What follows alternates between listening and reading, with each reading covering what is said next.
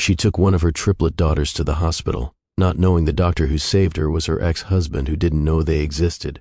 Sandra. Christopher's voice cracked on her name like it was made of glass.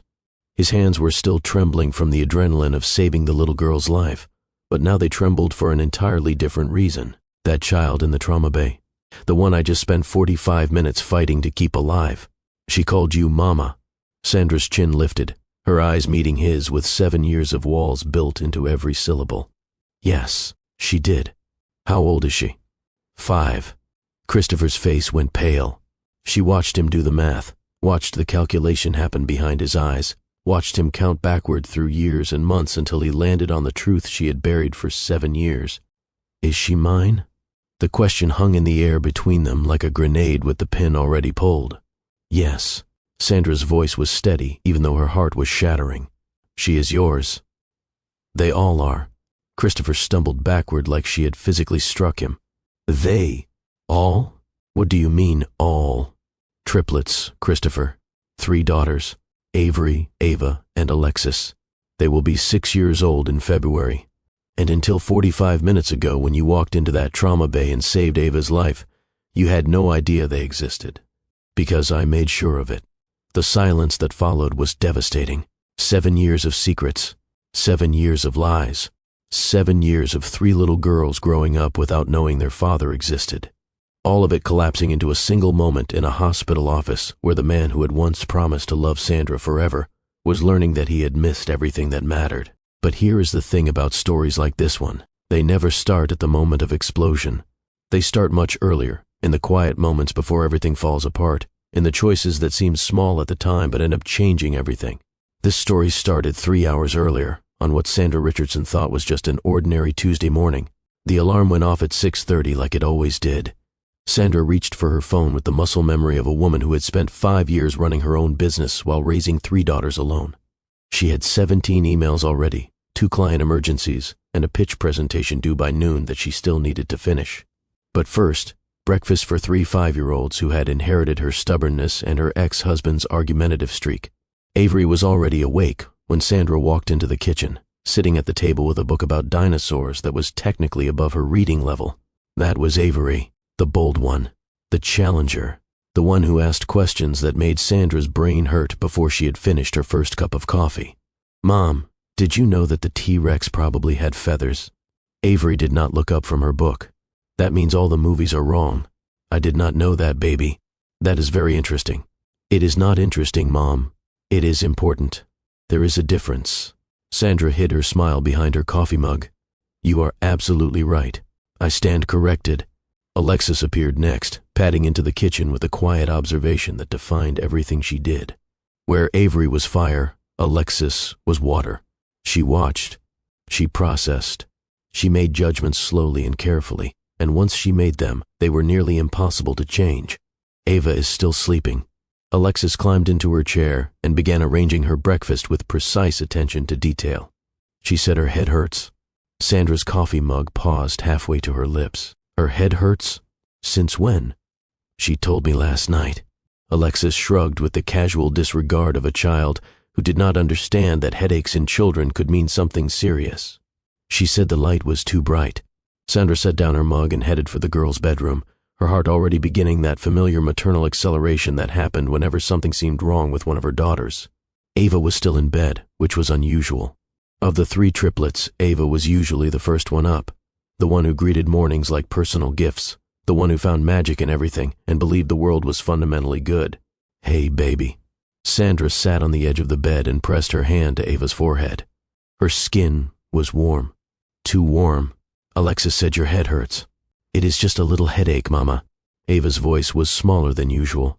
Can I stay home from school today? Sandra's internal calculator started running. She had the pitch presentation at noon. She had a client call at 2. She had payroll to process and invoices to send, and a business that did not run itself just because one of her daughters had a fever. But she also had a daughter who never asked to stay home, who loved school with the enthusiasm of a child who found friends everywhere she went. Let me take your temperature first, okay? The thermometer read 101.2. Not dangerously high, but enough to justify keeping her home. Sandra made the decision quickly. She would work from home today. The pitch presentation could be done via video call. The client meeting could be rescheduled. Her daughters always came first, even when the timing was terrible. She got Avery and Alexis ready for school, drove them to drop off, and returned home to find Ava exactly where she had left her, curled up under her purple comforter with her stuffed dragon clutched to her chest. "I made you some soup, baby." Sandra set the bowl on the nightstand. "And I'm going to work from my office today so I can check on you. If you need anything, just call for me, okay?" "Okay, Mama." Ava's eyes were glassy with fever. "I love you. I love you too, sweetheart. More than anything in the whole world." Sandra returned to her home office and tried to focus on work.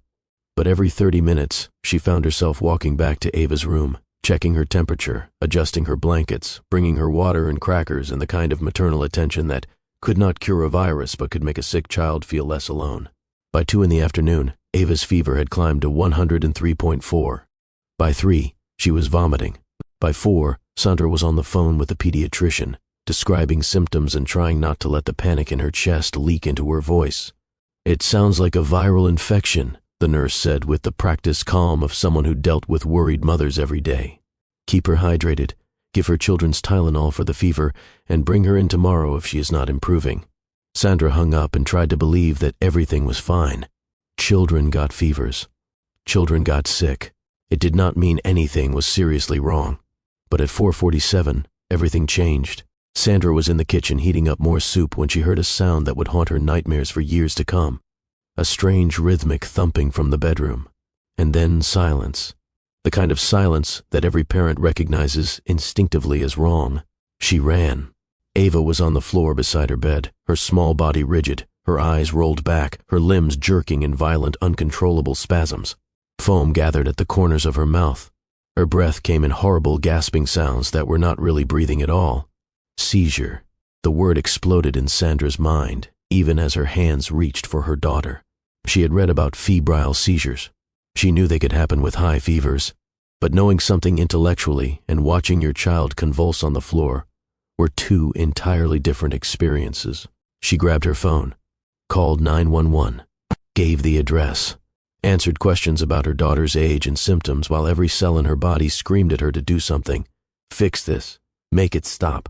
The seizure continued for 3 minutes that felt like 3 hours. Then it stopped. But Ava did not wake up. Sandra scooped her daughter into her arms, not waiting for the ambulance, not willing to stand still while her child's life hung in the balance. She ran for the car, strapped Ava into the back seat, and drove toward Mercy General Hospital with a kind of controlled terror that left no room for anything except getting there. Red lights did not exist. Speed limits did not matter. The only thing that mattered was the small body in the back seat, still unconscious, still burning with fever, still alive, but for how much longer? Please, God. Sandra was not particularly religious, but in that moment, she would have prayed to anything. Please, not her, not my baby. Please. The emergency room doors slid open, and Sandra burst through them with Ava limp in her arms. "I need help." Her voice cracked across the crowded waiting room. "Please, someone help my daughter." A nurse rushed forward immediately, taking one look at Ava and signaling for a gurney with the kind of urgency that told Sandra this was serious. This was not a routine fever. This was not something that would resolve on its own. How long has she been seizing? It stopped about 10 minutes ago. Sandra's voice broke. But she will not wake up. She had a fever this morning, and I thought it was just a cold, but then she started shaking and she would not stop, and I did not know what to do. The medical team surrounded Ava, lifting her onto the stretcher with practiced efficiency that somehow made everything more terrifying. If they were moving this fast, it meant they were scared too. It meant this was an emergency even by emergency room standards. "We need Dr. Wood to Trauma Bay 3 immediately," someone called into a radio. "Pediatric emergency. Possible febrile seizures with complications." Sandra followed the gurney through swinging doors, her heart pounding so hard she could hear it in her ears. She had faced impossible situations before. She had built a life from ashes. She had raised 3 daughters alone.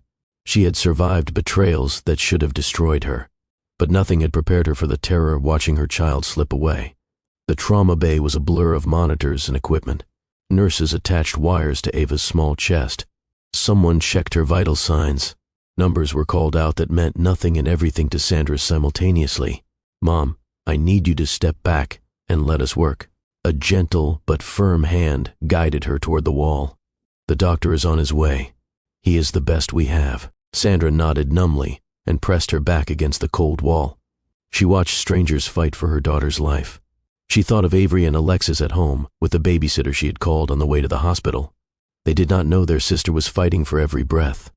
They did not know that their ordinary Tuesday had become the worst day of their mother's life.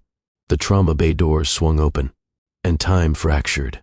Dr. Christopher Wood strode in with the confident efficiency of a man who had saved countless lives. His white coat was pristine. His dark hair showed distinguished silver at the temples. His face was focused, professional, already assessing the situation before he reached the bed. Then his eyes swept the room and landed on Sandra. Everything stopped. 7 years of carefully constructed distance collapsed in the space between heartbeats. Sandra watched recognition dawn across Christopher's face. First confusion, then shock, then something deeper that she could not name and did not want to examine. "Sandra?" His voice was barely a whisper. "Save her." Sandra's words came out stronger than she felt. "Please, save my daughter. My daughter." The words hung in the air like an accusation. Christopher's gaze dropped to the small girl on the stretcher, really looking at her for the first time. Sandra watched him do the math, watched his face go pale as he calculated ages and counted backward through years. But he was a doctor before he was anything else. Whatever questions were exploding in his mind, he pushed them aside with visible effort and turned to the medical team. "What do we have?" 5-year-old female. The nurse's voice was steady and clinical. Prolonged febrile seizures. Temperature 104.2. Mother reports onset approximately 30 minutes ago. No known allergies. No previous seizure history. Christopher's hands were steady as he examined Ava, checking her pupils, listening to her heart, his touch gentle despite the urgency. "Let us get her cooled down. 4 access. Phenobarbital ready if the seizures recur. Run a full panel. I want to know exactly what we are dealing with." For the next 45 minutes, Sandra watched the man she had once loved fight to save their daughter's life. He was calm when calm was needed. He was decisive when decisions mattered. He was utterly focused on the small girl who did not know he existed, and he did not leave. Not once. Not for 3 days of research meetings. Not for conferences or colleagues or career advancement. He stayed with Ava, monitoring her vitals, adjusting her treatment, being present in a way Sandra had forgotten he was capable of. Finally, mercifully, Ava's condition stabilized. The monitors showed numbers that made the medical staff relax their shoulders. The tension in the room began to ease. "She is stable." Christopher's voice was professionally neutral, even as his hands trembled slightly when he removed his stethoscope. "We will keep her overnight for observation. The seizures were likely caused by a sudden spike in fever from an ear infection that went undetected. She will need antibiotics and close monitoring, but she is going to be okay." The relief hit Sandra like a physical force. She sagged against the wall, tears streaming down her face. "Thank you." Her voice cracked. "Thank you so much." Christopher nodded once. His professional mask was slipping.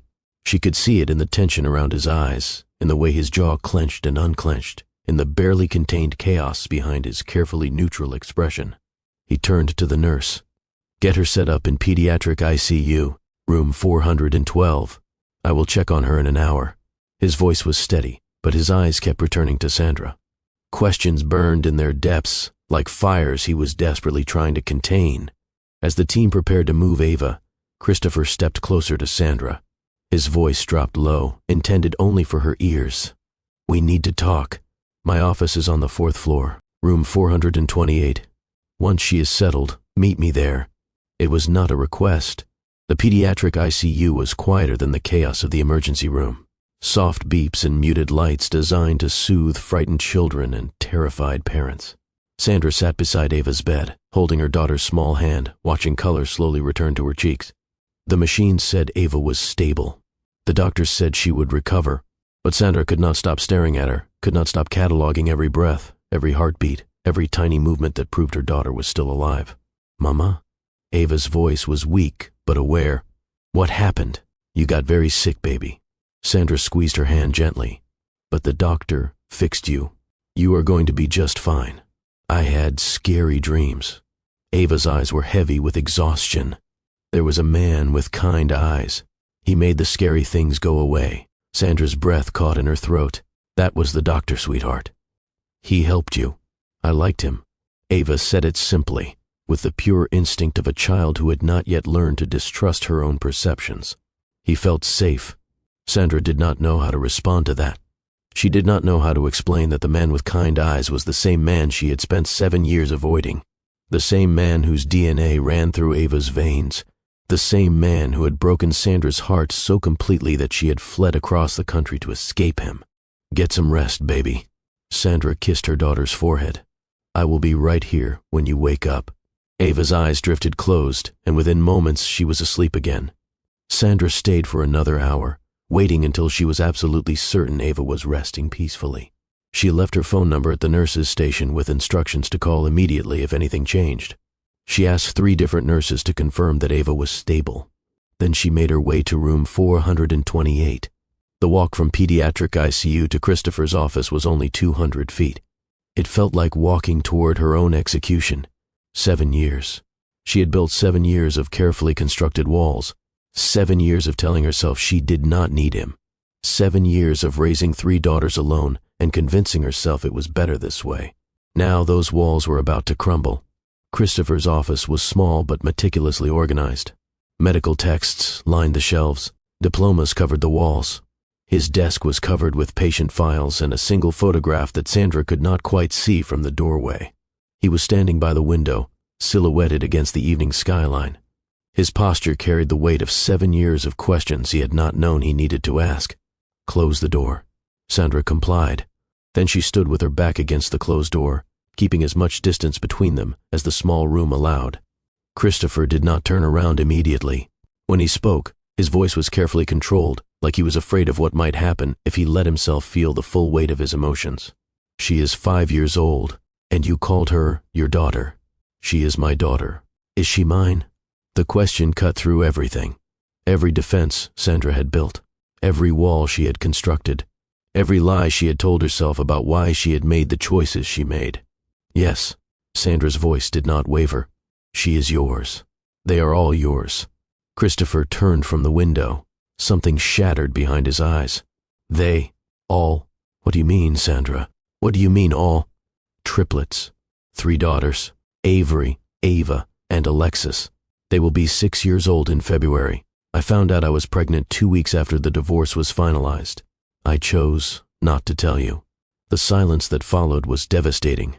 Sandra watched Christopher struggle to process information that rewrote everything he thought he knew about his own life. His hands gripped the edge of his desk like he needed something solid to hold on to. His face cycled through emotions faster than she could track them. Shock, confusion, anguish, and underneath it all, a rising tide of anger. 7 years. His voice cracked on the words. You kept my children from me for 7 years. Why? What did I do that was so unforgivable you would deny me the existence of my own daughters? Sandra felt old anger rising in her chest, mixing with the exhaustion and fear of the past few hours. She had prepared for this conversation. She had rehearsed it in her mind 1,000 times over 7 years. But now that it was actually happening, every prepared word felt inadequate. You know exactly what you did, Christopher. Do not pretend you forgot. I worked too much. Christopher's voice rose with frustration. I was building my career. I was trying to provide for our future. That is what you left over, my commitment to medicine, my dedication to helping people. You said I loved my patients more than I loved you. He ran his hands through his hair, pacing the small office like a caged animal. That was not a crime worth punishing for a lifetime, Sandra. That was not justification for erasing me from my own children's lives. It was not about the working hours. Sandra's voice was steady despite the emotions churning beneath the surface. Her hands were shaking, but her words were clear. It was about your choices when you were not working. The conference in Chicago that you promised to skip for our anniversary. You went anyway, Christopher, and you forgot to call me for 3 days. 3 days. I sat in that apartment waiting to hear from you, and you could not even send a text message to tell me you were thinking of me. Christopher opened his mouth to respond, but Sandra was not finished. The vacation we planned for 2 years. Do you remember that? 2 years of saving and dreaming and planning every detail, And you canceled it the morning we were supposed to leave because a colleague needed coverage. Not an emergency. Not a life or death situation. Just convenience. Your colleague's convenience was more important than 2 years of my dreams. That is not fair. Christopher's voice was defensive, but weakening. I was trying to build relationships at the hospital. I was trying to advance my career so I could give us a better life. A better life? Sandra laughed, and the sound held no humor at all. Christopher, I was alone in that better life. I was married to a ghost. I went to sleep alone. I woke up alone. I ate dinner alone. Our friends stopped inviting us places because you never showed up. My mother asked me once when you were going to leave me because she said it seemed like you already had. I did not know. Christopher's voice cracked. I did not know it was that bad. You did not know because you were not paying attention. Sandra's voice dropped to something quieter, something more dangerous. You did not know because I was invisible to you. I could have disappeared completely, and it would have taken you 3 days to notice I was gone. Sandra. Christopher stepped toward her, but she held up a hand to stop him. Let me finish. Because you asked me what you did that was so unforgivable, and I have not gotten to the unforgivable part yet. She took a breath, steadied herself. What she was about to say still hurt after 7 years. It would probably hurt forever. The night my mother died. The words landed in the room like a bomb. Christopher went pale. You remember that night, do you not? Sandra continued, her voice trembling now despite her best efforts to control it. I called you, over and over, 17 times, Christopher. I counted. Because while I was sitting in a hospital just like this one, watching my mother take her last breaths, I was counting how many times my husband did not answer his phone. Sandra. Christopher's voice was barely a whisper. I did not know. You did not know because you had turned off your phone. She felt tears threatening, but refused to let them fall. You were in a research meeting, a non-mandatory research meeting about statistical variance. Your colleagues could not even remember your name the next day, but you turned off your phone to discuss numbers while I buried my mother alone. Christopher sank into his desk chair like his legs could not support him anymore. I got to the hospital too late. Sandra's voice cracked. She died before I could tell her goodbye. And I sat in that chapel at 3 a.m, completely alone, because my husband could not be bothered to answer 17 phone calls. Do you know what that feels like? To lose your mother and lose your faith in your marriage in the same night? I am so sorry. Christopher's eyes were wet now. Sandra, I am so sorry. I did not know she was dying. If I had known, but you did not know because you were not there. And when I finally reached you at 6 a.m, do you know what you said? You asked about the research meeting you had missed. You were worried about what your colleagues thought. And when I came home that night, after the worst day of my life, you asked me how my day was, like nothing had happened, like you had forgotten I even had a mother to lose. The silence stretched between them. That is when I knew. Sandra's voice was quiet now, emptied of anger, left with only grief.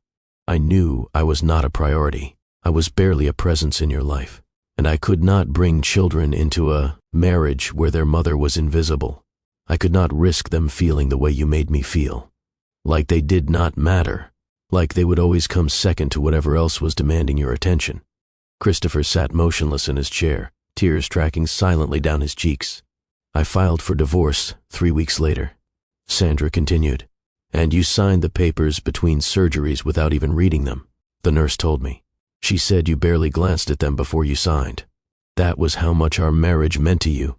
It took you less than 30 seconds to end it. I thought you would come back. Christopher's voice was broken. I thought you were being dramatic, overreacting. I told myself you would calm down and come home. I did not come back. No, you did not. And I was pregnant. Christopher looked up at her with devastation written across every line of his face. I found out 2 weeks after the divorce was final. Sandra's voice was steady now, recounting facts rather than feeling them. I was alone in a new apartment in a new city, trying to rebuild a life from nothing, and suddenly there were 3 heartbeats on an ultrasound screen. 3 babies. 3 lives I was going to be responsible for. She paused, remembering that moment in the doctor's office. The terror, the wonder, the overwhelming weight of it all. For about 30 seconds, I considered calling you. But then I remembered who you had become. Someone who forgot his wife existed. Someone who turned off his phone during meetings and forgot to check it for hours. Someone who signed divorce papers without reading them. I could not risk you forgetting our children the way you forgot me. Christopher buried his face in his hands. So I did it alone. Sandra's voice carried the weight of 7 years of struggle. I worked 3 jobs while I was pregnant. I saved every penny. I started a marketing consulting firm from my kitchen table with 3 newborns because that was the only way I could work and care for them at the same time. I raised them. I loved them. I built a life for them without your help, without your money, without your name on any document except their birth certificates. Christopher's head snapped up. You put my name on their birth certificates? Father, Christopher James Wood. Sandra nodded. I never wanted to erase you completely. I just could not trust you with them until I knew you had changed, until I knew you could be present. And in 7 years, I never found evidence that you had become someone different. Until today. Sandra's voice softened slightly. When I watched you save Ava's life with focus and tenderness I had forgotten you were capable of. You did not leave her for 3 days. You did not miss 17 calls. You stayed. You were there when it mattered. The weight of her words settled between them. 7 years of secrets. 7 years of pain. 7 years of walls built from justified fear. Christopher was quiet for a long moment, staring at the floor. When he finally spoke, his voice was raw with emotion. I want to know them. All 3 of them. Not just as their doctor, not just as someone who saved Ava's life. I want to be their father. Sandra studied him carefully, looking for signs of insincerity, looking for the man who had broken her heart, looking for reasons to say no. But all she saw was devastation, and beneath that, something that might have been hope. You might want that right now, in this moment when everything feels urgent and important. But Christopher, fatherhood is not a hospital shift. You cannot clock in and out when it is convenient. These are children who need consistency, who have lived 5 years without knowing you exist. What happens when your career demands conflict with their school plays? What happens when a prestigious fellowship opportunity means missing their birthdays? I am not the same person I was 7 years ago. People always say that. I know. Christopher stood up from his chair, approaching her slowly, carefully, like she was something precious and easily startled. I know words mean nothing from me, not after everything. But Sandra, I have spent 7 years becoming someone different. He stopped a few feet from her, close enough that she could see the sincerity in his eyes, far enough to respect her boundaries. After you left, I had what my therapist calls a collapse of meaning. My career kept advancing. My publications kept multiplying. But I felt hollow. Nothing mattered because I had lost the one person who made everything meaningful, and I was too blind to see why until it was too late. Sandra felt something shift in her chest. A crack in walls she had thought were impenetrable. I have restructured my entire approach to medicine. I work reasonable hours now. I take vacations. I answer my phone when it rings, every single time, because I never forgot the lesson of those 17 missed calls. Christopher's voice cracked. I visit your mother's grave twice a year. She was kind to me, and I was too selfish to be there when she died. I bring flowers, yellow roses, her favorites. I apologize to her for failing you. Sandra felt tears threatening again. This time, she let them fall. I cannot change the past. Christopher continued. I cannot undo 7 years of absence, but I can work every single day to prove that I am different now, that I deserve the chance to know my daughters, that people can change if they are willing to do the work. And are you willing? Sandra's voice was barely above a whisper. To do the work? I already have been. For 7 years. I just did not know what I was preparing for until today. Before we continue with what happens next, before Sandra makes the decision that will change 3 little girls' lives forever, I need to pause and speak directly to you. If you have ever been hurt so deeply that you build walls to protect yourself, you understand exactly what Sandra is feeling right now. That war between self-protection and the terrifying possibility of hope. If you have ever been the one who made the mistake, the one who has to prove they have changed, you understand what Christopher is feeling. That desperate need to show through actions what words can never adequately express. This story is about both of them, about the impossible work of forgiveness, about the even more impossible work of trust. If this is resonating with you, if you are seeing yourself in either Sandra or Christopher, I need you to hit that like button right now. Let me know you are with me. Subscribe to Mr. Dawson's Stories if you have not already, because this is just the beginning. What happens next will test everything both of them think they know about second chances. Now let me tell you what Sandra decided. She studied Christopher for a long moment. The man standing before her was not the same man who had signed divorce papers without reading them. That man had been careless, distracted, so focused on achievement that he had forgotten what achievement was supposed to be for. This man was present, focused, desperate in a way that could not be faked. But 7 years of self-protection did not dissolve in a single conversation. I need you to meet them properly, Sandra said finally. Ava first, when she is feeling better. Then Avery and Alexis. But Christopher, this has to be about them, not about us. I will not let you hurt them the way you hurt me. I understand. Christopher nodded solemnly. Whatever pace you set, whatever boundaries you establish, I will honor them completely. I just want the chance to be their father. Then we will start there. Sandra straightened her shoulders, feeling the familiar weight of decisions made for her children's sake, one step at a time. She turned toward the door, then paused. One more thing. Her voice was steel.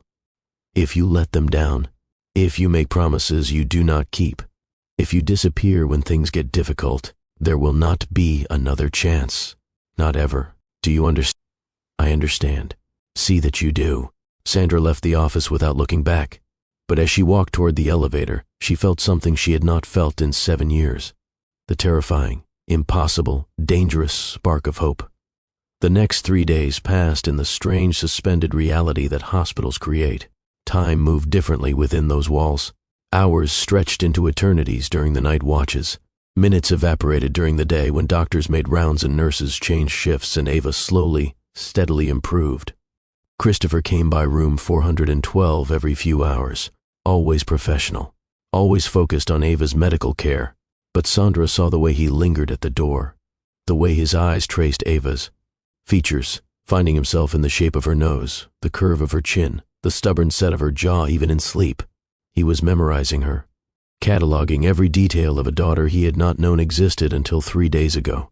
Sandra watched him watching Ava, and she did not know what to feel. On the second day, Ava woke up fully for the first time since the seizure. Her fever had broken. Her color had returned. She was still weak, but she was undeniably, wonderfully herself again. Mama, I am hungry. Ava announced this like it was breaking news. Really hungry. Can I have pancakes? Sandra laughed, the sound breaking free from her chest with surprising force. The hospital probably does not have pancakes, baby, but I will find you something good. I promise. The nice doctor said I could have anything I want when I feel better. Ava's brow furrowed with the concentration of a child trying to remember something important. He came to visit me last night. I think I dreamed it. He held my hand and said he was sorry. Sandra's heart clenched. Dr. Wood was here last night? Uh-huh. Ava nodded seriously. He has sad eyes, like he lost something important, but he was nice. He told me I was brave. Sandra did not know what to say. She had not known Christopher was visiting Ava at night. She had assumed he was keeping his distance, following her rules, maintaining professional boundaries.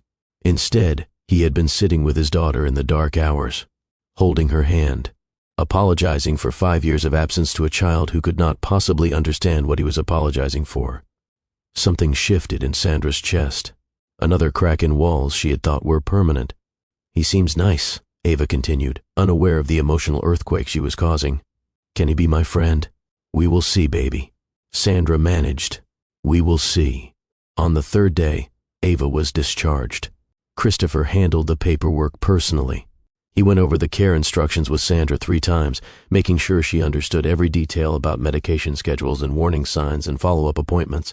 He was thorough in a way that had nothing to do with his role as her doctor and everything to do with his fear as her father. If anything changes, Christopher said, as they prepared to leave. Anything at all. You call me directly. He pressed a card into Sandra's hand. That is my personal cell. It is never turned off. Not for meetings. Not for conferences. Not for anything. Sandra looked at the card. Then she looked at him. You really have changed. I told you I had. Christopher's voice was quiet. I just need the chance to prove it. Sandra tucked the card into her pocket. The girl's babysitter is bringing Avery and Alexis to meet us at home. They have been asking about Ava constantly. They were terrified when I called to tell them she was in the hospital. How are they? Christopher asked carefully. The other two. What are they like? Sandra considered the question. Avery is the bold one. She asks questions that make adults uncomfortable. She does not accept answers that do not make sense to her. She will challenge you on everything, and she will not trust you until you have earned it. She sounds like you. She sounds like herself. Sandra's voice carried a gentle correction. They are not just combinations of our traits, Christopher. They are their own people. Avery reads at a third-grade level and thinks dinosaurs are more interesting than princesses. Alexis is quiet, observant. She makes judgments slowly and carefully. Once she decides something about you, it is almost impossible to change her mind. And Ava. Sandra's voice softened as she looked at her daughter. Ava believes the world is fundamentally good. She finds magic everywhere. She trusts people until they give her a reason not to. Christopher absorbed this information like a man dying of thirst. When can I meet them? Really, meet them, not as their doctor. Sandra had been thinking about this. She had spent 3 sleepless nights considering every possible approach, every potential outcome, every way this could go wrong. Saturday, she decided. There is a children's museum downtown, neutral territory.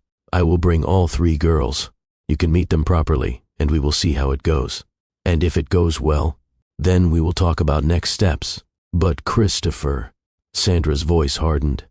They do not know anything about you yet. They do not know you are their father. I need to be the one to tell them, in my own way, in my own time. You do not get to drop that bomb on them. Understand? I understand. And one more thing. Sandra held his gaze. No gifts. No trying to buy their affection. No showing up with presents that make you look like a hero. If you want them to love you, you have to earn it with time and attention, not with things. No gifts.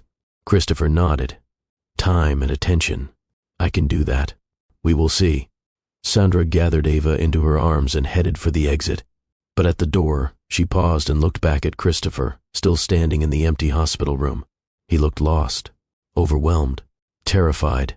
He looked exactly the way she had felt 5 years ago, holding 3 newborns alone, wondering how she was going to survive. Christopher, he looked up. Do not make me regret this. I will not. His voice carried a promise that sounded different from the promises he had made 7 years ago. This one sounded like he meant it.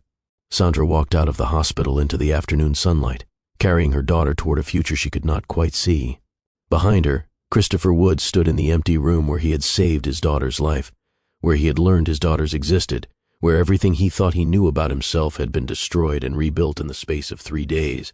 He had spent 7 years becoming someone better. Now he had to prove it. The drive home was quiet. Ava dozed in the back seat, exhausted from the ordeal of the past few days. Sandra's mind raced through logistics and emotions and the impossible task of explaining to 3 5-year-olds that their father existed and wanted to know them. She had told them, when they were old enough to ask, that their daddy lived far away, that he had not been ready to be a father when they were born, that sometimes adults made choices that did not make sense to children, but it did not mean they were not loved. It was a gentle lie, a protective fiction, and now it was about to be replaced by a much more complicated truth. When Sandra pulled into the driveway, Avery and Alexis were already at the window, pressing their faces against the glass. The babysitter opened the door before Sandra could even get Ava out of the car. She is okay, Avery demanded, running across the lawn. She is really okay. The doctors fixed her? She is really okay, Sandra confirmed, crouching down to hug her daughter with her free arm. The doctors took very good care of her. She just needs to rest for a few more days. I was scared. Avery's voice was smaller than Sandra had ever heard it. I was really, really scared. I know, baby. Sandra held her tight. I was scared too. Alexis approached more slowly, her eyes moving from Sandra to Ava to the space between them, processing information and drawing conclusions. She was sick with a fever and her brain got confused. That is what causes seizures. I read about it on the iPad. That is exactly right. Sandra smiled at her analytical daughter. The doctors said the same thing. You are very smart. I know. Alexis nodded without arrogance. She was simply stating a fact. Can I hug her? Gently. She is still tired. Alexis wrapped her arms around Ava with the careful precision of a child who understood that some things were fragile. "I missed you," Alexis whispered. "I missed you too," Ava murmured back. Sandra watched her 3 daughters embrace, and she felt the weight of the decision she had made in Christopher's office. These girls had lived 5 years in perfect balance, 3 parts of a whole, complete without him. Now she was about to introduce an element that could change everything. She could only hope she was making the right choice. That night, after the girls were asleep, Sandra sat in her home office with a cup of tea that had gone cold hours ago. She was supposed to be catching up on the work she had missed during the hospital stay. Instead, she was staring at her phone, at the card Christopher had given her, at the number he had promised was never turned off. Part of her wanted to call him, to ask more questions, to understand how the man who had missed 17 calls had become someone who promised to never miss one again. Part of her wanted to run, to pack up her daughters and move somewhere he could never find them, to protect the life she had built from the threat of its destruction. But Sandra had spent 5 years being both mother and father to 3 little girls. She had seen them look at other families with a wistfulness they did not know how to name. She had answered questions about why they did not have a daddy like other kids with the same gentle lies every time. They deserved the truth. They deserved the chance to know their father. They deserved more than Sandra's fear. She picked up the phone and typed a message. Saturday, 10 a.m., the Discovery Museum on 5th Street. Bring nothing but yourself. The response came within seconds. I will be there. Sandra set down the phone and finished her cold tea. Saturday was 3 days away. 3 days to figure out how to explain the inexplicable to 3 little girls who deserved better than the complicated truth of adult failures. 3 days to decide if she was brave enough to let someone who had broken her have a chance to not break her children. 3 days to hope she was not making the biggest mistake of her life. If this story is hitting home, if you know what it feels like to protect yourself so fiercely that you are not sure you remember how to stop, hit that subscribe button and the notification bell. Trust me, you do not want to miss what happens when Avery asks Christopher the question he is not prepared to answer. The 3 days before Saturday passed in a blur of ordinary moments that felt anything but ordinary. Sandra went through the motions of her life, making breakfast, driving the girls to school, attending client meetings, answering emails. But underneath every task, every conversation, every mundane detail of daily existence, her mind was spinning with the weight of what was coming. She had to tell them. She had to find the words to explain that the father they had wondered about, the mysterious figure she had described as someone who lived far away and was not ready to be a daddy, was actually a doctor who had saved their sister's life and who desperately wanted to know them. There was no perfect way to do this, no script that would make it easy, no combination of words that could prepare 3 5-year-olds for the emotional complexity of what she was about to reveal. On Thursday night, after the girls had finished their baths and were settled into their pajamas, Sandra gathered them in the living room. The television was off. The tablets were put away. She sat on the floor with them, the way she always did when something important needed to be discussed. I need to talk to you about something. Sandra kept her voice calm and warm. Something really important. Are we in trouble? Avery asked immediately, her brow furrowing with suspicion. No, baby. Nobody is in trouble. This is good news. At least, I hope it is good news. What kind of good news? Alexis tilted her head, studying her mother's face for clues. Sandra took a deep breath. You know how you have asked me about your daddy before? About where he is, and why he does not live with us. 3 heads nodded. 3 sets of identical eyes watched her with the intense focus that children reserve for moments they instinctively understand are significant. Well, Sandra chose her words carefully. When Ava was in the hospital, the doctor who saved her life was someone I used to know, someone I knew a long time ago, before you were born. She paused, letting that sink in. That doctor is your daddy. The silence that followed was unlike any Sandra had experienced with her daughters. Usually their world was filled with noise. Questions and arguments and laughter, and the constant chatter of 3 little girls who had opinions about everything. But in this moment, they were completely still. Avery broke the silence first. She always did. The doctor with the kind eyes? The one who fixed Ava? Yes, Sandra nodded. His name is Dr. Christopher Wood, and he did not know you existed until the day Ava got sick. I did not tell him about you when you were born. Why not? Alexis asked quietly. Her voice was not accusatory, just curious. Processing. Sandra had prepared for this question. She had practiced her answer a dozen times. But now, looking at three faces that deserved the truth, she found herself telling them something simpler and more honest than anything she had rehearsed. Because a long time ago, before you were born, he hurt my feelings very badly. Not on purpose. He was not a mean person. But he was so busy with his work that he forgot to pay attention to me. He forgot to be there when I needed him. And I was scared that if I told him about you, he might forget to pay attention to you too. I did not want you to ever feel forgotten. The girls absorbed this with the remarkable adaptability of children who have been raised to understand that the world is complicated. But he is not busy now? Ava asked softly. She had been quiet since Sandra started talking, processing the revelation that the man from her hospital dreams was her father. He says he is different now, Sandra replied honestly.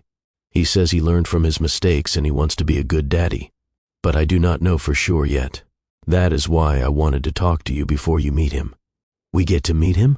Avery's eyes widened. On Saturday. If you want to, we are going to the Discovery Museum, and he will be there.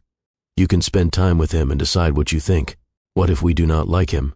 Alexis asked practically. Then we will figure out what to do next. Sandra reached out and took her daughter's hand.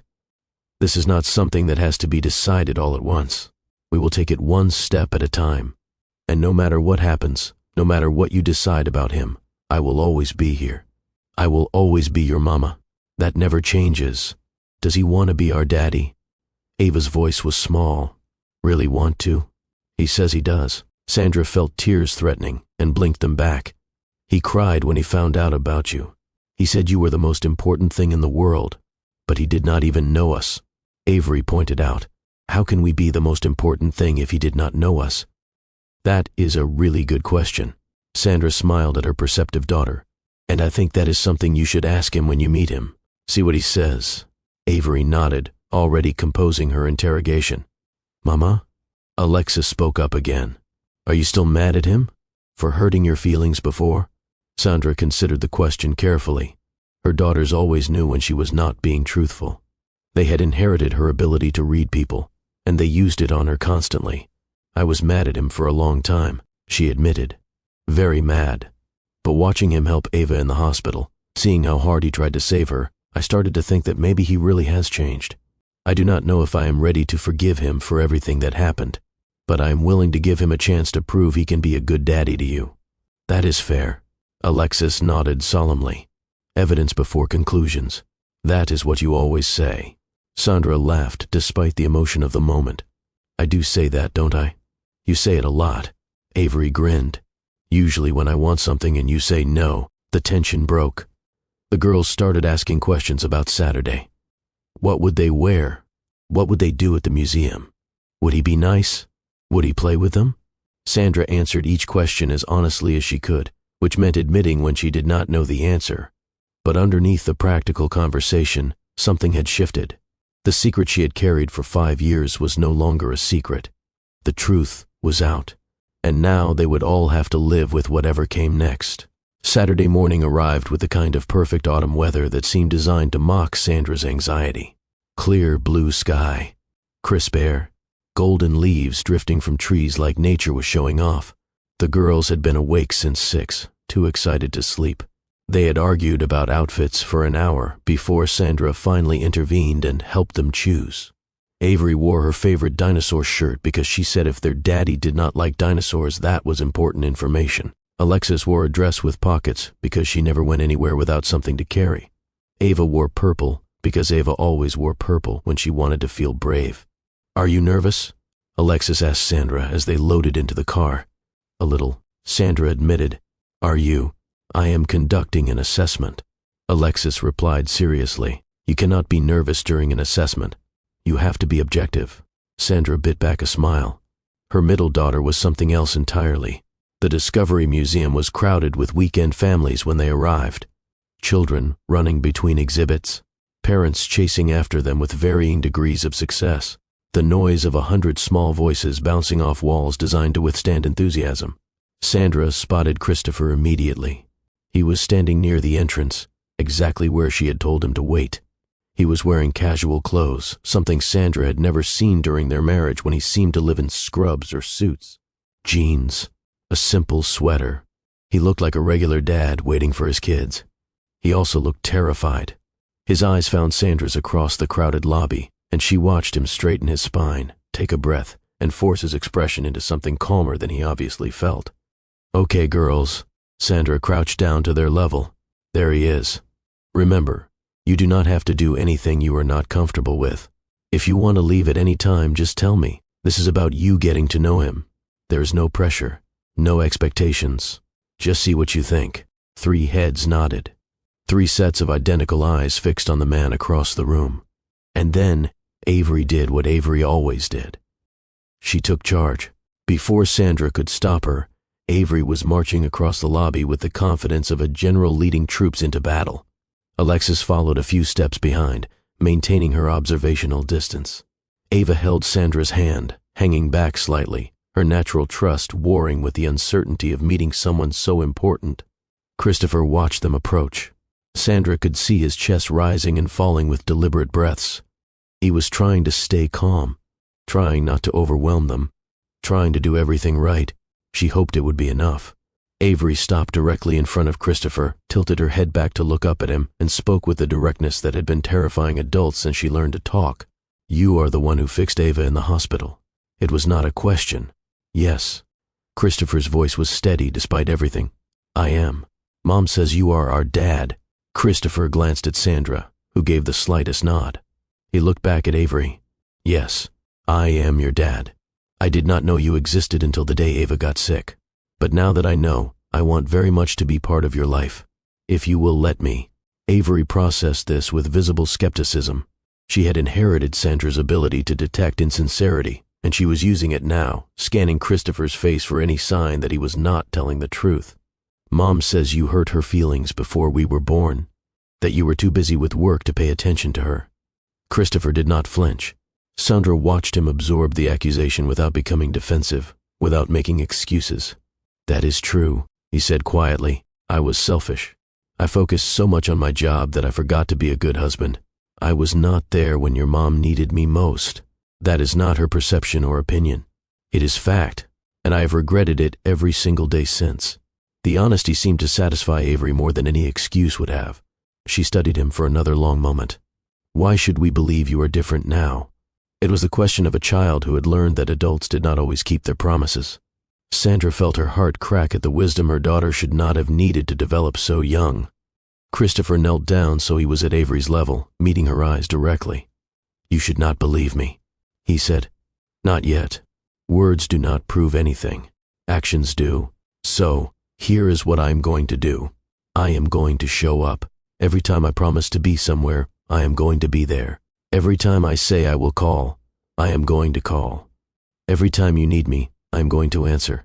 And if I mess up, if I ever let you down, you can remind me of this moment. You can tell me I did not keep my promise, and I will fix it." "How do we know you will really do that?" Avery pressed. "You do not," Christopher admitted. "Not yet, but I am asking you to give me a chance to prove it. One chance. And if I fail, then you will know. But if I do not fail, then maybe, over time, you will start to trust me." Avery was quiet for a long moment. Then she extended her hand. "I accept your terms," she said formally. "We will conduct a trial period." Christopher shook her hand with equal seriousness. "I accept." Sandra watched this exchange with a mixture of awe and disbelief. Her 5-year-old daughter had just negotiated a relationship contract with her father like a tiny CEO, and Christopher had met her at her level, treating her concerns with respect instead of dismissing them as childish. It was the first sign that maybe, possibly, this could work. Alexis stepped forward next. She had been observing the interaction between Avery and Christopher with the analytical attention she brought to everything. "I have a question." Her voice was calmer than Avery's, more measured. "I would love to hear it." Christopher turned to face her fully. "Did you leave because you did not want us?" The question hit like a physical blow. Sandra saw Christopher's composure crack, saw the pain flash across his face before he controlled it. "No." His voice was thick with emotion he was clearly fighting to contain. "I never left because I did not want you. I left because I made mistakes that hurt your mom, and she needed to protect herself and you from those mistakes. I did not know you existed." If I had known, I would have done everything differently. But I cannot change the past. I can only try to be better now." Alexis considered this for a moment, her small face serious with thought. "That is a logically consistent answer." She finally pronounced, "I will continue my assessment." Christopher exhaled with visible relief. "Thank you." Ava had been silent throughout her sister's interrogations. She stood slightly behind Sandra, one hand gripping her mother's fingers, watching the man who had saved her life and who she now knew was her father.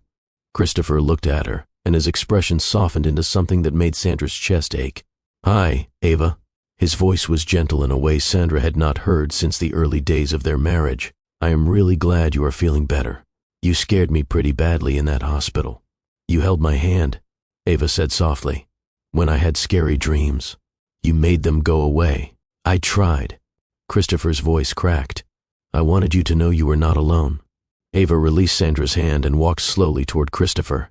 She stopped directly in front of him and looked up with her mother's eyes in her father's face. "I dreamed about you before I knew you were my daddy," she said. "I dreamed you had kind eyes." "And you do." Christopher's composure finally broke.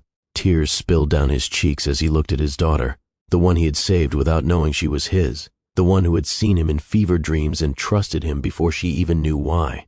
"Thank you, Ava." His voice was barely a whisper. "That is the nicest thing anyone has ever said to me." Ava reached up and patted his cheek gently, the way Sandra comforted her when she was sad. "It is okay to cry," Ava said seriously.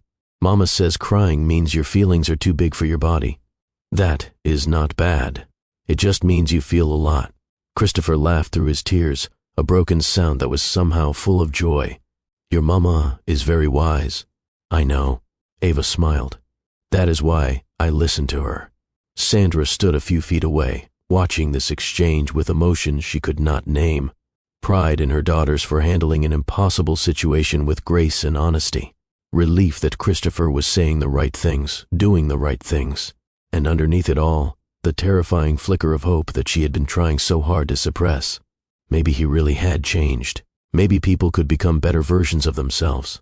Maybe the man who had broken her heart had learned how to be someone worth trusting. The afternoon unfolded with surprising ease. Christopher was present in a way that Sandra had forgotten he was capable of. He engaged with each girl according to her personality and interests. He asked questions and actually listened to the answers. He remembered details from one conversation and brought them up later. He treated their 5-year-old concerns with the same respect he would give a colleague. With Avery, he discussed dinosaurs with genuine enthusiasm. He admitted when he did not know something and promised to look it up. He debated the merits of various prehistoric creatures with the seriousness she demanded. "Did you know that velociraptors were actually the size of turkeys?" Avery informed him at the dinosaur exhibit. "The movies made them too big." "I did not know that." Christopher sounded genuinely impressed. "So the movies lied to us?" "Not lied exactly." Avery considered this. "More like exaggerated for dramatic effect. That is what Mama calls it when Ava tells stories that are not quite true." Christopher glanced at Sandra with a smile. "Exaggerated for dramatic effect. I will have to remember that." With Alexis, he was patient with her careful observation and slow trust. He did not push her to engage more than she wanted to. He answered her methodical questions with thoughtful responses. He respected her need to process information before forming conclusions. "What is your favorite color?" Alexis asked as they walked through the science section. "Blue." Christopher replied. "What is yours?" "Green, because it is the most common color in nature and the human eye can distinguish more shades of green than any other color." Christopher nodded seriously. "That is a very logical reason for a favorite color." Alexis almost smiled. "Thank you. Most people do not understand when I explain it. Most people do not think as carefully as you do." Christopher said, "That is not a flaw in you. It is a flaw in them." Alexis's assessment of her father improved visibly after that exchange. With Ava, Christopher was gentle and playful in equal measure. He listened to her explanations of the magic she saw in ordinary things. He played along with her imagination without condescension. He carried her when she got tired, asking permission first and accepting immediately when she said yes. "Do you want to see the butterfly exhibit?" Ava asked, as they approached a colorful doorway. "Butterflies are my favorite because they start as caterpillars and become something completely different. Mama says people can do that too, become completely different." Christopher's eyes met Sandra's across the crowded museum. "Your mama is right," he said quietly. "Sometimes people who made mistakes can become something completely different, if they work hard enough and want it badly enough." "Did you work hard?" Ava asked. "I am still working," Christopher replied honestly. "Every single day." By the time they finished the museum and stopped for lunch at a nearby pizza place, something had shifted in the family dynamic.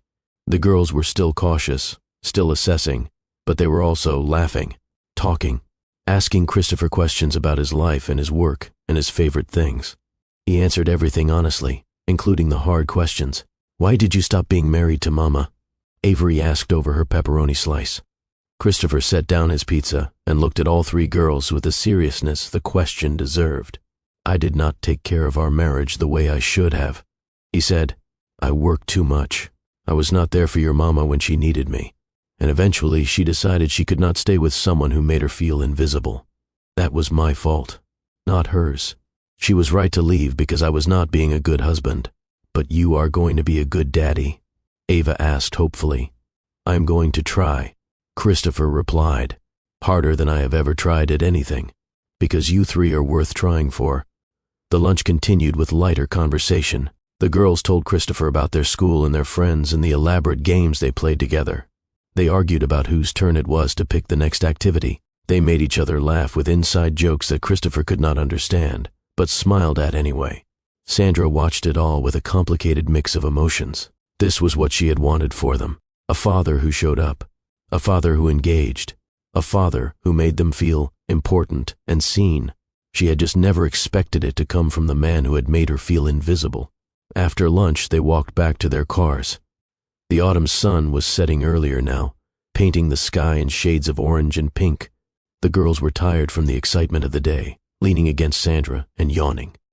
"Can he come again?" Avery asked as they reached the parking lot. "I have more questions." Christopher looked at Sandra, letting her set the terms as he had promised. "We will see," Sandra replied carefully. "Today was a good start, but we need to take things slowly." "How slowly?" Alexis asked practically. "One step at a time." Sandra echoed her words from before. "We will figure it out together." Christopher crouched down to the girl's level one more time. "Thank you for today," he said seriously. "All three of you. I know this was strange and confusing and a lot to handle, but you handled it brilliantly. I am very proud of you, even though I have only known you for one afternoon." "Are you going to come back?" Ava asked quietly. "As often as your mama will let me," Christopher promised. "I meant what I said about showing up, about keeping my promises. This is the most important thing I have ever done." Ava stepped forward and hugged him. It was unexpected, sudden, the kind of spontaneous affection that 5-year-olds offered before they learned to guard their hearts. Christopher's arms wrapped around her gently, carefully, like she was the most precious thing he had ever held. His eyes closed. Sandra saw his shoulders shake with suppressed emotion. After a moment, Ava pulled back and returned to Sandra's side. "Okay," she said simply. "You can go now. We will see you next time." Christopher laughed, the sound watery but real. "Okay," he agreed. "Next time." He stood and met Sandra's eyes. "Thank you." The words carried weight beyond their simplicity, "for giving me this chance. I will not waste it." "See that you do not," Sandra replied, but her voice was softer than it had been before. Christopher walked to his car. The girls piled into Sandra's vehicle, chattering about the day with the endless energy of children who had been through something significant and needed to process it out loud. Sandra watched Christopher drive away, and she felt the last of her certainty crumble. She had been so sure she was protecting her daughters by keeping them from him. Now she was starting to wonder if she had been punishing all of them instead. Before we continue with what happens over the following weeks and months, I need to pause and speak directly to you. If you are watching this story unfold and seeing yourself in it, if you know what it feels like to protect yourself so fiercely that you are not sure where protection ends and isolation begins, then you understand the war Sandra is fighting inside herself. She built walls to survive. Those walls saved her. But walls meant to keep danger out have a way of keeping life out too. Christopher spent 7 years becoming someone different. Now he has to prove it. Not once, not dramatically, but every single day, in small moments that add up to something bigger than any grand gesture could ever be. That is what real change looks like. Not lightning bolts, but the slow, steady accumulation of choices made differently. If this story is resonating with you, I need you to share it. Send it to someone who needs to hear that second chances are possible. Someone who has built walls they are afraid to take down. Someone who made mistakes they think they can never recover from. And hit that like button. Let me know this is landing. Now let me tell you what happened next. The weeks following that first museum visit established a pattern that Sandra had not expected. Christopher was consistent. He called the girls every evening at 7, right before their bedtime. He never missed a call. Not once. Not when he was tired. Not when work was demanding. Not when anything else competed for his attention. The calls started awkward, with the girls unsure what to say to this stranger who was also their father. But by the second week, Avery was reporting on her dinosaur research. By the third week, Alexis was sharing observations from her day. By the fourth week, Ava was singing him songs she learned at school. He listened to everything, asked follow-up questions, remembered details. He visited every other Saturday, always on time, always prepared to do whatever the girls wanted. He endured tea parties with Ava's stuffed animals. He debated historical accuracy with Avery. He answered Alexis's methodical questions about physics and nature and how the world worked. And he never brought gifts. Sandra had expected him to try to buy their affection. It was what the old Christopher would have done, substituting things for time, purchases for presents. But the new Christopher came empty-handed every visit. He brought only himself, his attention, his patience, his evident desire to know these children who carried his DNA but were still strangers to him. 6 weeks after that first meeting, something shifted. They were at Sandra's house for dinner, something that had become a Saturday tradition. Christopher cooked while Sandra helped the girls with homework. The domestic normalcy of it should have felt wrong, forced, pretend. Instead, it felt strangely natural. Ava was at the kitchen table, coloring a picture while Christopher stirred sauce at the stove. "Daddy, can you help me pick a color for the sky?" She said it casually, like it was nothing, like she had been calling him Daddy her entire life. Christopher's hand froze on the spoon. Sandra looked up from Alexis's math worksheet. The moment stretched, fragile and enormous. "I think blue would be nice." Christopher's voice was thick. "Or you could do sunset colors. Orange and pink and purple." "I like purple," Ava decided. "You know that." "I do know that." Christopher resumed stirring, but Sandra could see his shoulders shaking. "Purple it is." Later, after dinner, after the girls were in bed, Christopher stood in Sandra's kitchen, and he broke. "She called me Daddy." His voice cracked, like it was the most natural thing in the world, like I had earned it. "You have been earning it," Sandra said quietly. 6 weeks of phone calls and visits and showing up, that is not nothing. It does not feel like enough. Christopher wiped his eyes. "It will never feel like enough. I missed 5 years, first steps and first words and first everything. I can never get that back." "No, you cannot," Sandra agreed, "but you can be here for everything that comes next. That is what matters now." Christopher looked at her, really looked at her, in a way he had not since before their divorce. "I am sorry," he said, "for everything, for the person I was, for the choices I made, for the 17 calls I did not answer, for signing those papers without reading them, for making you feel invisible when you should have felt cherished. I am sorry for all of it." Sandra had been waiting 7 years to hear those words. She had imagined this moment countless times, rehearsed what she would say, how she would respond. But now that it was happening, she found that her rehearsed anger had faded, not disappeared, but faded, softened by 6 weeks of watching him be the father she had never believed he could be. "I believe you," she said finally, "and I appreciate you saying it, but Christopher, forgiveness is not something I can just decide to give. It is something that happens over time, through actions, through proof." "I understand." Christopher nodded. "I am not asking for forgiveness. I am just asking you to know that the regret is real, that the change is real, that I am not doing this for show or because I have to. I am doing this because they are the most important people in the world to me, and I will spend the rest of my life proving that." Sandra studied his face, looking for signs of insincerity, looking for the old Christopher underneath the new one. She found nothing but exhaustion and hope, and the raw vulnerability of a man who had destroyed something precious and was desperately trying to rebuild it. "Okay," she said. "Keep proving it." "I will," he promised, "every single day." 3 months after the hospital, Christopher made an announcement that changed everything. They were having dinner at his apartment in the city. He had rented a place near the hospital, a temporary arrangement that allowed him to visit the girls while maintaining his position at Mercy General. But temporary was about to become permanent. "I need to tell you something," Christopher said after the girls had finished eating and were playing in the living room. "About my job." Sandra's defenses immediately went up. Here it was. The catch. The reason this had all been too good to be true. He was being transferred, promoted, sent across the country for some opportunity he could not refuse. "I have been talking to the hospital," Christopher continued, "and to some colleagues in your city. There is a pediatric surgery position opening up at Riverside Medical Center, 20 minutes from your house. I have applied for it." Sandra stared at him. "You are moving here?" "I am trying to." Christopher met her eyes. "Being a weekend father is not enough. I want to be there for school plays and soccer games and random Tuesday dinners. I want to help with homework and bedtime stories and middle-of-the-night bad dreams. I cannot do that from 3 hours away." "But your career," Sandra protested. "Mercy General is one of the top hospitals in the country. Your research, your reputation, everything you built. None of that matters if I'm not there for them." Christopher's voice was firm. "I spent the first half of my life building a career and neglecting everything else. I am not making that mistake again. They are more important than any job title or research paper or professional advancement. And if being their father means taking a step back professionally, then that is what I will do." Sandra did not know what to say. This was not the Christopher she had married. That Christopher would have prioritized career over family every time.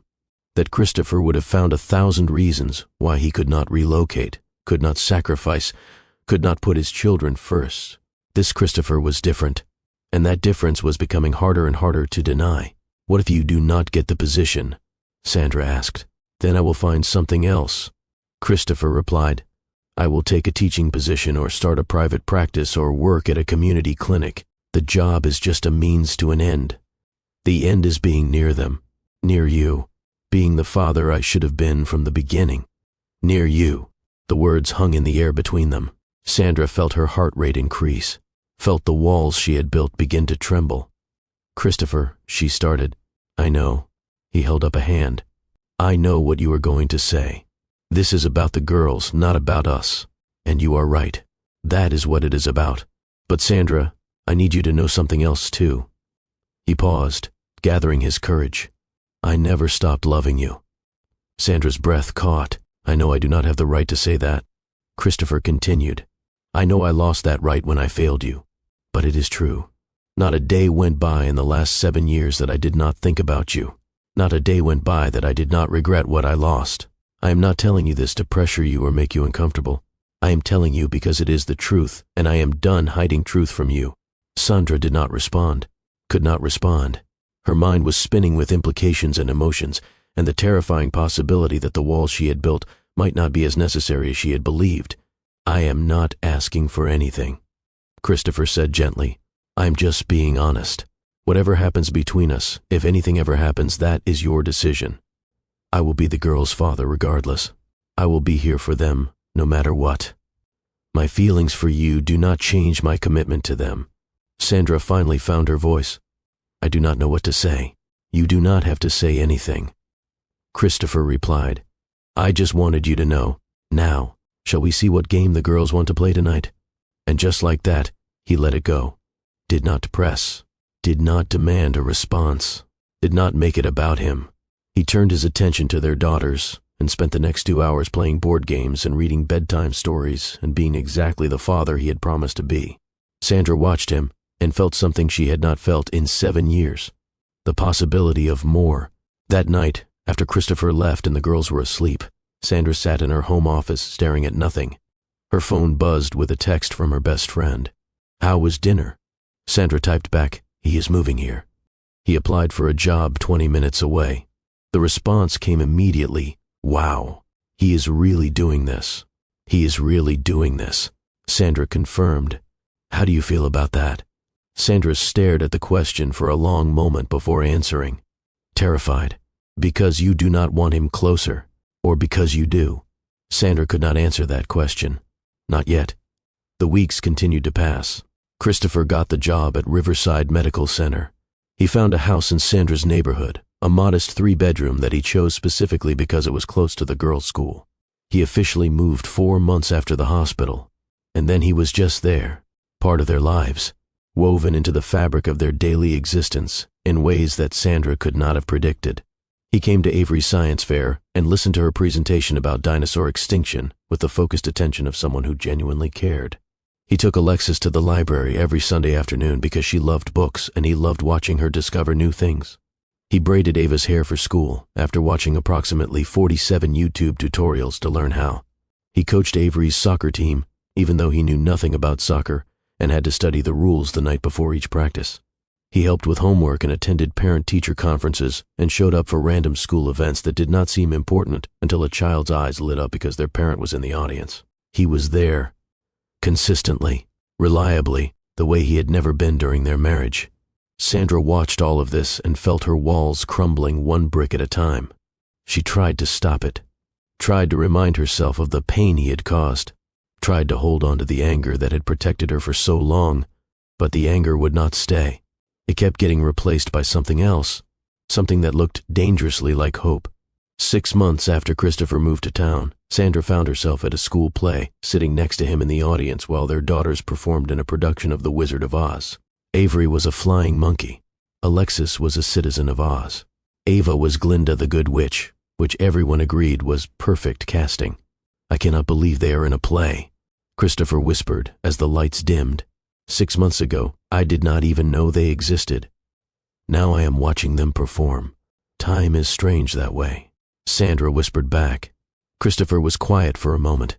Then he spoke again, so softly she almost missed it.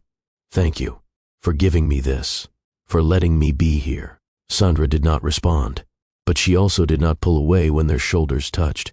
And when Ava forgot her lines and looked out at the audience in panic, both Sandra and Christopher called out the next word at exactly the same time. The show must go on. Ava grinned, found her place, and continued.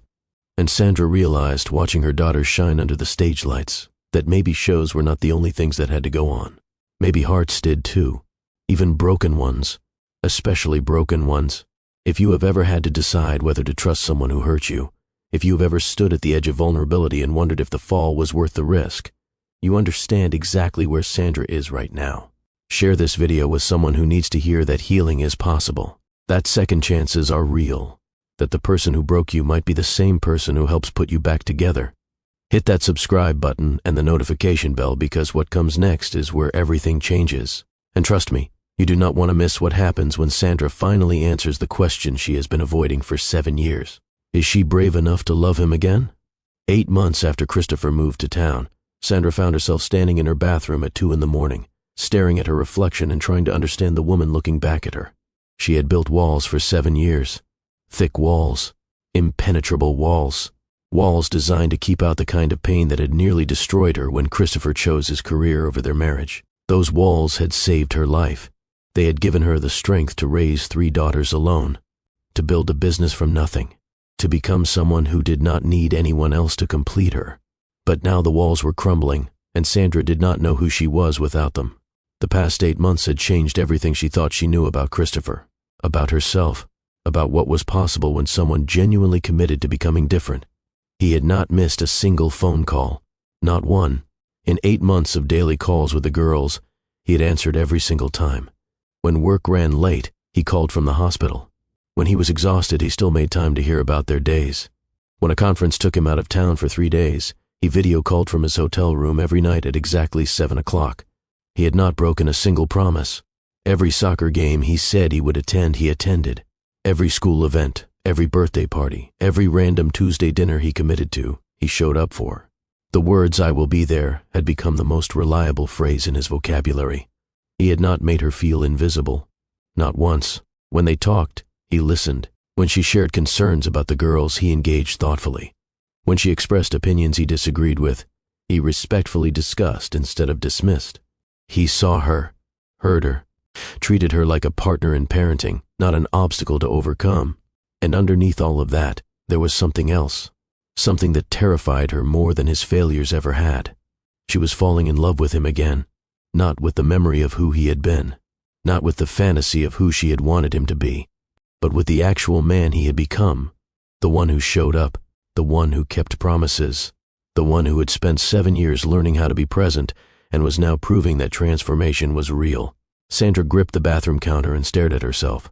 "You cannot do this," she whispered to her reflection. "You cannot fall for him again. He will hurt you. He will disappear. He will choose something else over you the way he always did." But even as she said the words, she did not believe them anymore. And that was the most terrifying thing of all. The next morning, Sandra dropped the girls at school and drove to her best friend's house instead of going to work. "I need help," she said when the door opened. "I am falling apart." Her friend took one look at her face and pulled her inside. They sat at the kitchen table with coffee that Sandra did not touch, and she spilled everything. The 8 months of watching Christopher become someone she never thought he could be. The walls that were crumbling despite her best efforts. The feelings that were growing no matter how hard she tried to suppress them. "I do not know what to do." Sandra's voice cracked. "I spent 7 years convincing myself I was better off alone. Convincing myself that needing someone was weakness. Convincing myself that he could never change. And now he has changed. He has actually changed. And I do not know how to handle it." Her friend listened with the patience of someone who had heard Sandra's pain many times before. "Can I ask you something?" her friend said when Sandra finished. "Of course.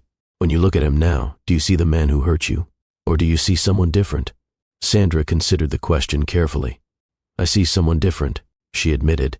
"I keep looking for the old Christopher underneath. I keep waiting for him to slip up, to prove that the change is fake, to give me a reason to rebuild my walls. But he does not slip up. He just keeps being present and reliable and everything he never was before. And how does that make you feel?" "Terrified." Sandra laughed without humor. "Absolutely terrified. Because you might have to let him in? Because I might have to trust again." Sandra's voice dropped to a whisper. "And the last time I trusted him, it nearly destroyed me. What if I let him in and he breaks me again? I do not know if I can survive that twice." Her friend reached across the table and took Sandra's hand. "Can I tell you what I see? From the outside looking in?" Sandra nodded. "I see a man who has spent 8 months proving himself, not with grand gestures or expensive gifts, but with consistency, with showing up, with being exactly who he promised to be. I see your daughters thriving with a father in their lives. I see you smiling in ways I have not seen since before your divorce. And I see you fighting against your own happiness because you are afraid of getting hurt." Sandra felt tears threatening. "Fear is not the same as wisdom." Her friend continued gently. "Sometimes the walls we build to protect ourselves become prisons instead. You survived what Christopher did to you. You survived single motherhood and poverty and building a business from nothing. You are the strongest person I know. So the question is not whether you can survive if he hurts you again. The question is whether you can survive never knowing what might have been." Sandra did not have an answer, but she thought about the question all day, all week, all month. And slowly, terrifyingly, she began to realize that her friend was right. The walls were not protecting her anymore. They were just keeping her alone. 1 month later, on a Friday evening after the girls were asleep, Sandra invited Christopher to stay for a drink after dinner. It was the first time she had asked him to stay for anything that did not involve the children. Christopher accepted with barely concealed surprise. He sat on her couch with a glass of wine he was too nervous to drink, watching her pace the living room like she was preparing for battle. "Sandra, is everything okay? You seem tense. I need to talk to you about something." Sandra stopped pacing and turned to face him. "Something that has been building for a while." Christopher set down his wine glass. His face shifted into the careful, attentive expression he had developed over 8 months of proving himself. "I am listening. Whatever it is, I am listening." Sandra took a deep breath. 8 months ago, you told me you never stopped loving me. You said you were not asking for anything, that you were just being honest. And I did not know how to respond because I was still so angry, still so scared, still so convinced that the man who hurt me could not possibly have changed. Christopher was very still, waiting, not interrupting. "But you have changed," Sandra continued. I have watched you for 8 months. I have seen you show up every single time. I have seen you keep every promise. I have seen you become the father our daughters deserve. And somewhere along the way, I stopped being angry. What do you feel now? Christopher asked quietly. Scared, Sandra admitted. Confused, and something else that I have been trying very hard to ignore. What is the something else? Sandra met his eyes. I think I am falling in love with you again. The words hung in the air between them. Heavy, dangerous, irrevocable. Christopher did not move, did not speak. Sandra watched emotions flicker across his face. Shock, hope, disbelief, joy. Sandra. His voice was barely a whisper. I do not know what to do with it. Sandra continued, the words spilling out now. I do not know how to trust you again. I do not know if I can survive being hurt the way I was hurt before. I do not know if what you feel is real, or just guilt disguised as love. I do not know anything except that I am tired of pretending I do not feel this. Christopher stood up slowly, carefully. He crossed the room to where she was standing and stopped just in front of her, close enough to touch but not touching. Can I tell you what I know? He asked softly. Sandra nodded.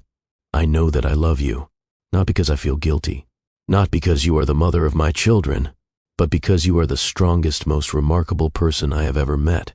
I know that I spent 7 years becoming someone who deserved another chance with you. I know that I will spend the rest of my life proving that I have changed, whether you give me that chance or not. And I know that I am terrified too. Terrified of messing this up. Terrified of hurting you again. Terrified that the damage I did is too deep to ever fully heal. He paused, gathering himself. But here is what else I know. Fear is not a reason to stop. Fear is not a reason to give up on something that could be extraordinary. I was afraid of intimacy before, afraid of being vulnerable, afraid of being truly known. That fear made me run away into work, into achievement, into anything that did not require me to actually show up emotionally. I am not running anymore. I am right here. I am staying. And if you are willing to take the risk, I am willing to spend the rest of my life making sure you never regret it. Sandra felt tears streaming down her face. What if it does not work? What if we try and fail and hurt each other again? Then we will have tried. Christopher reached up and gently wiped a tear from her cheek. Then we will know. But Sandra, what if it does work? What if we could be happy? What if our daughters could grow up seeing their parents love each other instead of just co-parenting politely? What if the best part of our story is not behind us, but ahead of us? I do not know how to do this, Sandra whispered. I have been alone for so long. I do not know how to let someone in. We will figure it out together.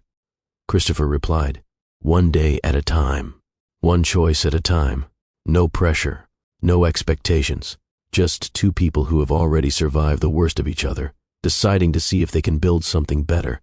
Sandra looked at him, really looked at him, searching his face for signs of insincerity, for cracks in his composure, for any indication that this was a performance rather than truth. She found nothing but love, vulnerable, terrified, hopeful love. Okay, she said finally. Okay, I am willing to try, slowly, carefully, with the understanding that if you ever make me feel invisible again, there will be no third chance. But I am willing to try. Christopher's face transformed with joy he was clearly trying to contain. Thank you. His voice cracked. You will not regret this. I promise. Do not promise me things you cannot control, Sandra replied. Just show up, every day. That is all I am asking. I can do that, Christopher said. I have been doing that. I will never stop doing that. And then, slowly, carefully, giving her every opportunity to pull away, Christopher leaned in and kissed her. It was soft, gentle, the kind of kiss that asked permission with every passing second. Sandra had kissed other people in the 7 years since her divorce. Brief relationships that never went anywhere because she would not let them. Physical connections that meant nothing because she kept her heart locked away. This was different. This was coming home. When they finally pulled apart, Sandra laughed. The sound surprised her.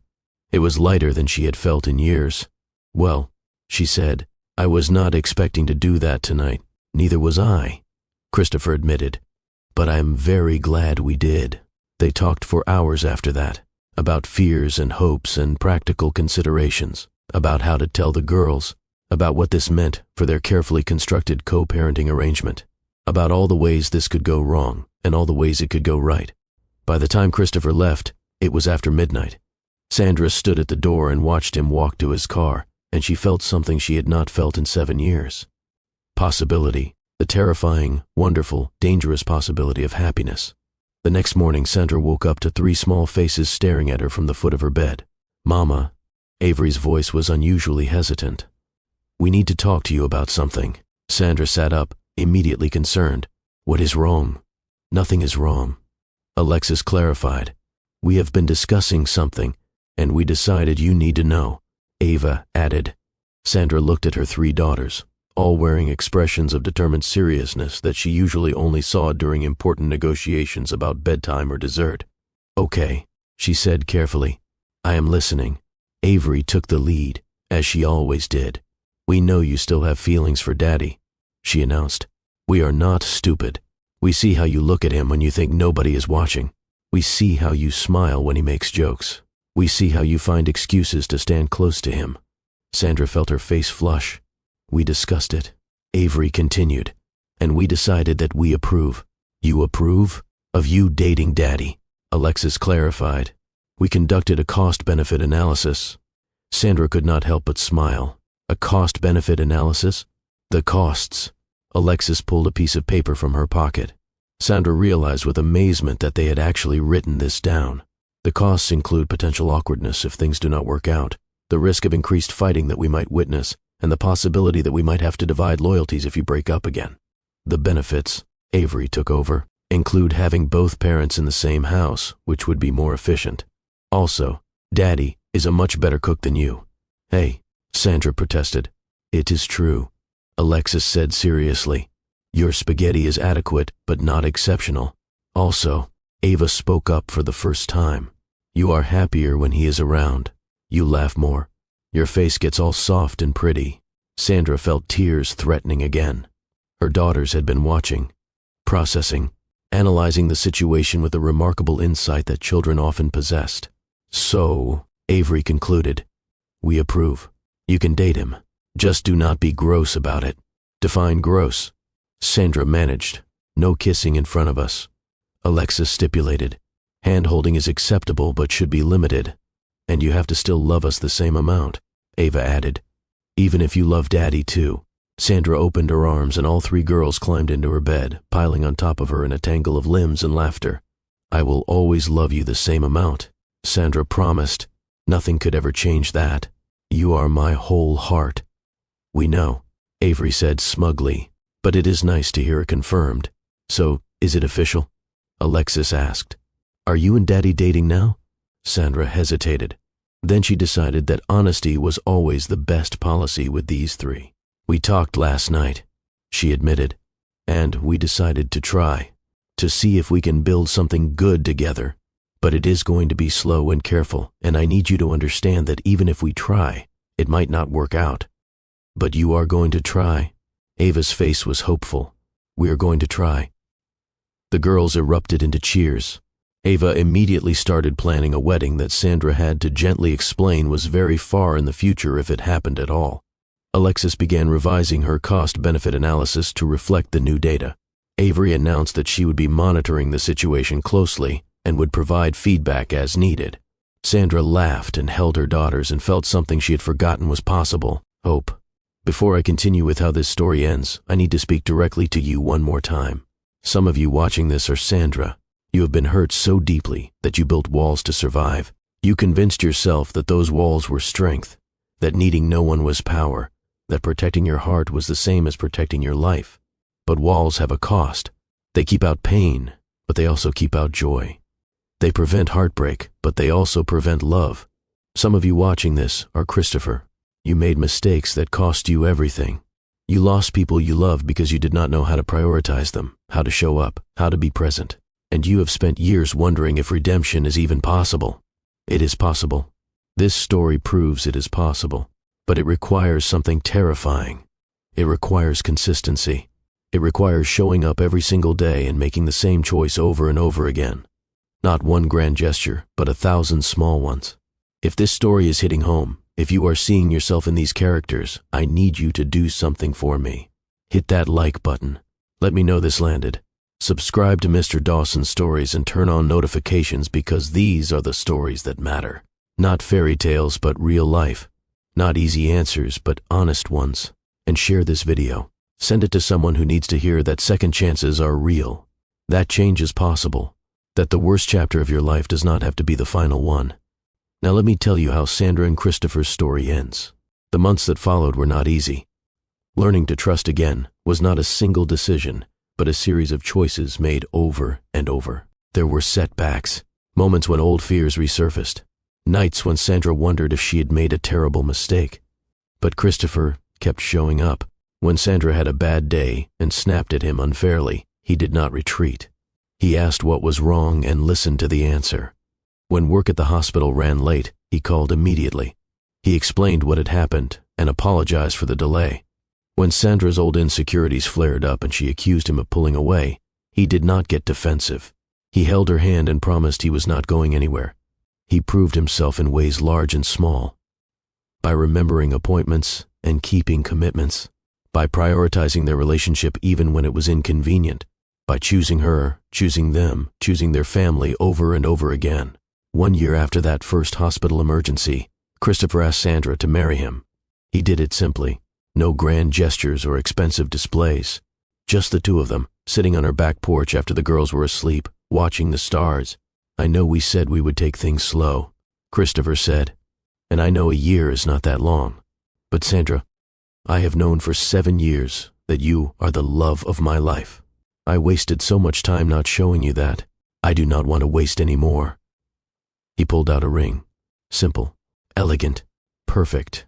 I am not asking you to rush. He continued, we can have a long engagement. We can wait as long as you need. But I want you to know that this is what I want. You are what I want. For the rest of my life. Sandra looked at the ring. Looked at the man holding it. Looked at the life they had built together over the past year. And she realized she was not scared anymore. The walls were gone. Not because Christopher had torn them down, but because she had chosen, brick by brick, to dismantle them herself. She had chosen to trust, chosen to love, chosen to believe that the future could be different from the past. Yes, she said. Yes, yes, I will marry you. Not because I need you to complete me, not because I cannot survive without you, but because surviving is not the same as living, and I want to actually live with you. Christopher's face transformed with joy so pure, it made Sandra's heart ache. He slid the ring onto her finger and kissed her, and Sandra felt the last piece of her broken heart click into place. They told the girls the next morning. Avery immediately demanded to know the timeline and whether she would have veto power over the wedding planning. Alexis asked if this meant they would all be moving into one house and requested detailed information about room assignments. Ava burst into tears of happiness and hugged both of her parents at once, declaring that she had always known this would happen because she dreamed about it when she was sick in the hospital. The wedding took place 6 months later. Small, intimate, family only. Sandra wore a simple dress that she chose herself. No designer labels, no expensive alterations, just something that made her feel beautiful. Christopher cried when he saw her walk down the aisle. The girls, serving as flower girls and ring bearer together, giggled at their father's tears. The ceremony was brief. The vows were simple. Christopher went first. Sandra, 7 years ago, I broke the most precious thing I ever had. I made you feel invisible when you should have felt cherished. I chose work over us because I was afraid of being truly known. I was a coward, and my cowardice cost me everything. But you gave me something I did not deserve, a second chance. You let me prove that people can change, that redemption is possible, that the worst version of ourselves does not have to be our final version. Today I promise to keep earning that chance, to show up every single day, to never make you feel invisible again, to choose you, choose us, choose our family over everything else, not because I have to, but because you are my home, and I never want to leave home again. Then it was Sandra's turn. Christopher, I spent 7 years building walls, convincing myself I was strong because I needed no one, convincing myself that protecting my heart was the same as protecting my life. But walls are not strength. Walls are just loneliness dressed up as safety. You did not tear down my walls. I did. I chose to let you in, one brick at a time, because you showed me through your actions that you were worth the risk. You showed up. Every day. Every time. You kept every promise. You proved that the man who broke me had become someone who could help put me back together. Today, I promise to keep choosing trust over fear, to keep letting you in even when it is scary, to build a life with you that is not about protection, but about possibility. I love you, not despite everything we have been through, but because of it. Our story is not a fairy tale. It is better. It is real. The officiant pronounced them married. Christopher kissed his bride. 3 little girls cheered so loudly that the sound echoed through the venue. And Sandra Richardson, who had once believed she would never trust again, who had built an empire of solitude to protect herself from pain, who had survived the unsurvivable only to discover that survival was not the same as living, finally let herself be happy. The story did not end there, of course. Stories never truly end. They continue, evolve, face new challenges, with the strength of people who have learned that love is not about perfection, but about presence. There were hard days, arguments about parenting and finances, and the 1,000 small frictions that come with sharing a life. There were moments when old wounds ached, and old fears resurfaced, and old patterns threatened to reassert themselves. But Christopher kept showing up, and Sandra kept letting him in. The triplets grew into remarkable young women. Avery became a paleontologist who challenged every assumption in her field. Alexis became a researcher whose analytical mind solved problems others thought impossible. Ava became an artist whose work was described as magical by critics who did not know how accurate that description really was. They grew up watching their parents love each other, imperfectly, messily, but consistently. They learned that relationships required work, that trust had to be earned and re-earned every day, that the people who hurt you most deeply could also be the people who loved you most fiercely, if they were willing to change, if they were brave enough to keep showing up. Sandra never forgot the woman she had been. The single mother who built a business from nothing, the survivor who raised 3 daughters alone, the warrior who had convinced herself that need was weakness. But she also became someone new, someone who knew that strength and vulnerability were not opposites, but partners, someone who understood that letting people in was not the same as letting them walk over you, someone who had learned, through the hardest possible lessons, that second chances were real and that redemption was possible. On their 10th wedding anniversary, Christopher took Sandra back to Mercy General Hospital, to the trauma bay where he had saved their daughter's life, to the office where she had told him about the children he never knew existed, to the place where everything had changed. "Why are we here?" Sandra asked as they stood in the corridor. "Because I want to remember," Christopher replied. "I want to remember what we almost lost, what we have built since then. I want to remember that the worst day of our lives led to the best years of our lives. And I want to thank you. For what? For giving me a chance I did not deserve. For believing I could change when I had given you every reason not to. For choosing possibility over protection. For loving me anyway." Sandra took his hand. "You earned it," she said simply. "Every day for 10 years, you earned it." They stood there for a moment, in the place where their story had nearly ended and then began again. And then they went home, to their daughters, to their life, to the happiness they had built from the ashes of what should have been destruction. The end is not always an ending. Sometimes it is just a new beginning. If you made it to the end of this story, if you watched Sandra and Christopher fight their way from betrayal to redemption, from broken trust to rebuilt love, then you understand something important. You understand that the worst chapter of your life does not have to be the final one. You understand that people can change if they are willing to do the work. You understand that protecting yourself from pain is not the same as living a full life. Whatever you are going through right now, whatever walls you have built, whatever trust has been broken, I want you to know that hope is not naive. It is brave. Choosing to believe that things can get better is not foolish. It is courageous. And showing up every single day, making the same choice over and over again, is the only way any of us ever really prove that we have changed. Thank you for watching. Thank you for caring. Thank you for being part of this community of people who believe in second chances. If this story moved you, hit that like button. Subscribe to Mr. Dawson Stories. Turn on notifications so you never miss a video. And share this. Share it with someone who needs to hear that redemption is possible. Someone who has given up on trust. Someone who has built walls they are afraid to take down. Someone who needs to know that the story is not over. It is never over. Not as long as we keep showing up. I am Mr. Dawson, and I believe in the power of stories to change lives. Thank you for letting me share this one with you. Until next time.